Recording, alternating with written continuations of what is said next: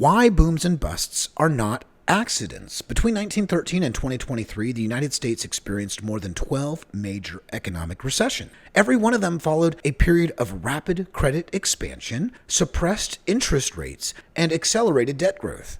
That pattern did not exist at the same scale before centralized monetary control. The institution responsible for setting the price of money in the United States is the Federal Reserve. Its policies shape borrowing, savings, investment, housing, wages, and asset prices across the entire economy. This video examines how that system functions in practice using documented policy actions, measured outcomes, and historical case studies to explain why modern boom-bust cycles are structural, not accidental. So, how interest rates coordinate real economies. Interest rates are not abstract financial variables. They coordinate time. They tell businesses whether long-term investment is sustainable. They tell households whether savings is rewarded or punished. And they signal how much real capital exists to support future production. So before 1913, interest rates in the United States were determined primarily by savings and lending conditions in private markets. Credit expansion was constrained by actual deposits. But after 1913, interest rates became administrative targets. The Federal Reserve gained the authority to expand base money, influence lending conditions, and act as a lender of last resort. And that change altered incentives across every sector simultaneously. So let's look at our first case study, the United States housing boom between 2001 to 2008. So in 2000, the Federal Reserve set the federal funds rate at approximately 6.5%. But by 2003, it had lowered that rate to just 1%. So this policy was implemented in response to the dot-com collapse and the September 2001 recession. According to Federal Reserve data and the Census Bureau housing statistics, the mortgage debt doubled between 2001 and 2007.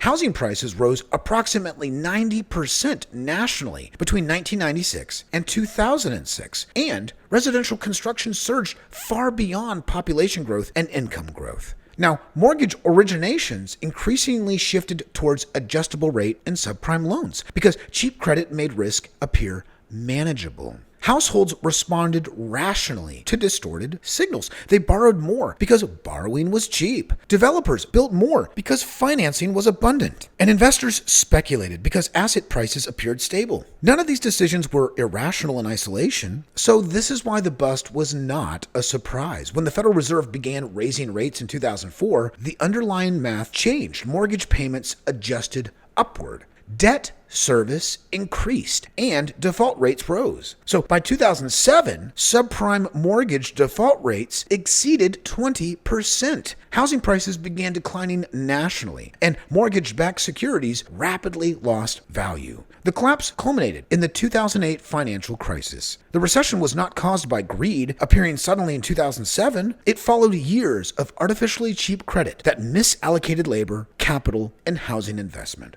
Now, rapid growth is often a warning signal, not evidence of stability. The fastest housing price growth in U.S. history immediately preceded the largest financial collapse since the 1930s. And let's talk about who benefits first, right? The newly created money does not enter the economy evenly. It enters through specific institutions. So during the early 2000s, large banks accessed low-cost funding first.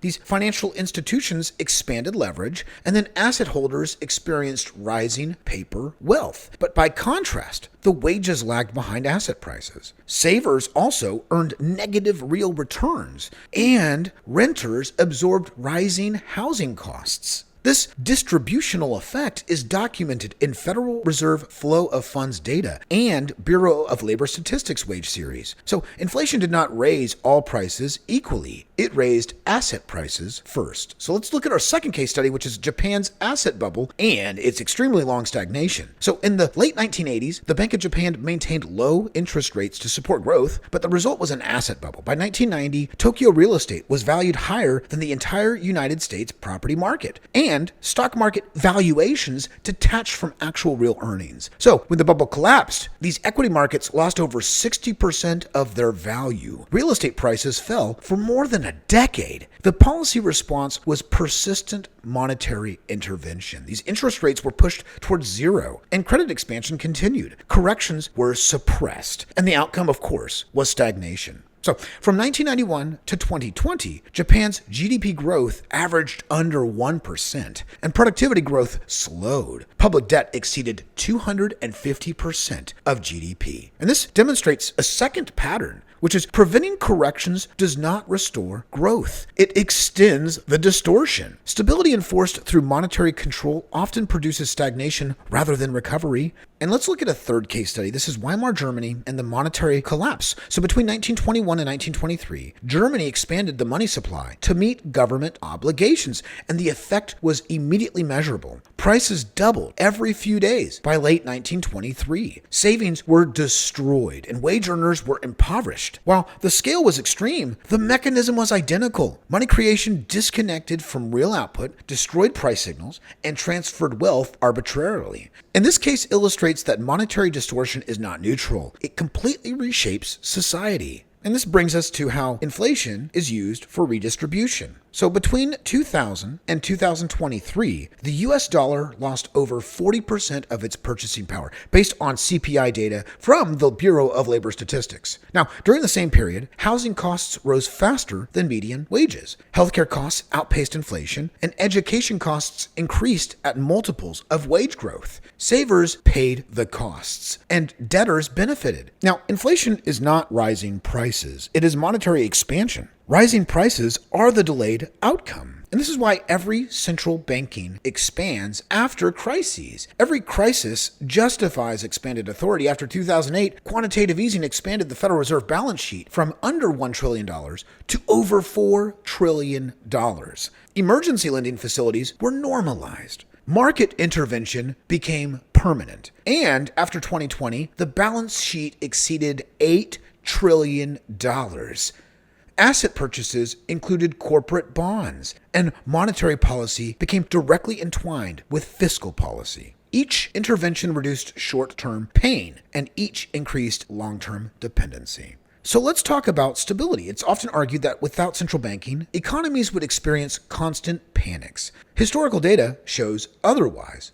Before 1913, financial panics were more frequent, but they were localized and shorter, and the recovery occurred without prolonged stagnation. But after 1913, crises became less frequent, but vastly more destructive and far more global. The Great Depression occurred under centralized monetary control, not its absence. Scale matters more than frequency. And these are the everyday consequences. This system affects ordinary life directly. Housing becomes an investment vehicle rather than a shelter. Wages lag asset inflation. Small businesses face higher capital costs than large firms. And savings becomes irrational. These outcomes are not market failures. They are signal failures. They are statist failures.